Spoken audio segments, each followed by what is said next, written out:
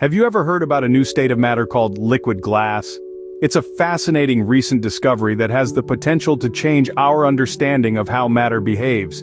This isn't your typical substance, this is something revolutionary, a state of matter that challenges our preconceived notions. Liquid glass was discovered by a team of inquisitive scientists, led by the brilliant minds of Matthias Fuchs and Andreas Zumbusch, at the University of Konstanz in Germany. Their research journey led them to this remarkable discovery, a state of matter where particles move freely, yet maintain a fixed orientation.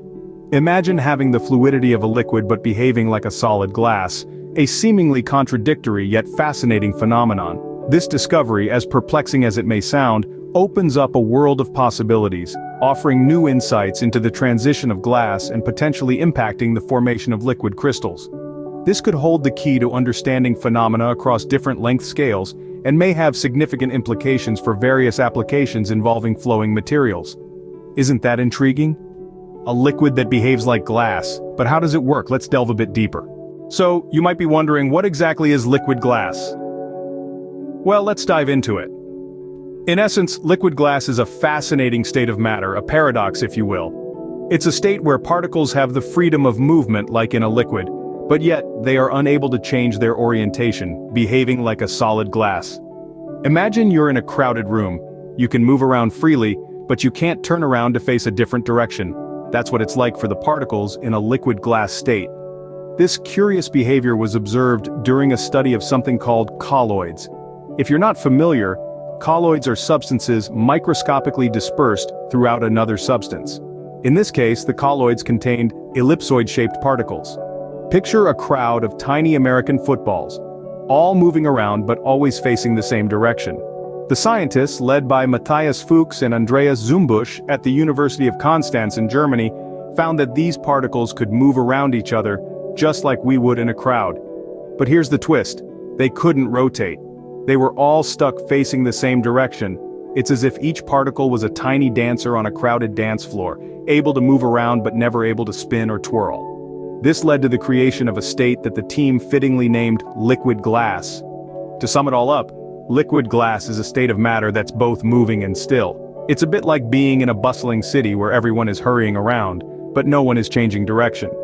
The particles in liquid glass are in constant motion, yet they maintain the same orientation just like the buildings in a city. This means that liquid glass is a state of matter where things are moving, yet staying still at the same time. Confusing, right? But that's the beauty of science, it always keeps us on our toes, challenging our understanding of the world around us. So, why should we care about liquid glass? What does it mean for us? Well, let's dig into the implications of this fascinating new discovery. Liquid glass, this novel state of matter, has the potential to profoundly impact our understanding of the world around us. Think of it as a fresh lens through which we can view and comprehend the glass transition in various systems. This term, glass transition, refers to the process where a liquid becomes a glass. It's a complex phenomenon that scientists have been trying to unravel for decades, and the discovery of liquid glass could provide some much-needed clarity. But it's not just about theoretical understanding. The discovery of liquid glass could also influence the formation of liquid crystals. Now, if you're wondering why that's important, consider this. Liquid crystals are a key component in many modern technologies, including LCD screens. With a better grasp of how these crystals form and function, we could potentially enhance the performance of these technologies or even create new ones. But the implications don't stop there. Liquid glass could also have a significant effect on applications involving flowing materials. This might sound a bit vague, but think about everything from the manufacturing of plastics to how we make concrete to the movement of cells in our bodies. All of these involve materials flowing and setting in particular ways, and understanding liquid glass could help us manipulate these processes more effectively. So to sum things up, the discovery of liquid glass is far more than an intriguing piece of scientific trivia. It's a breakthrough that could potentially revolutionize how we comprehend and interact with the material world.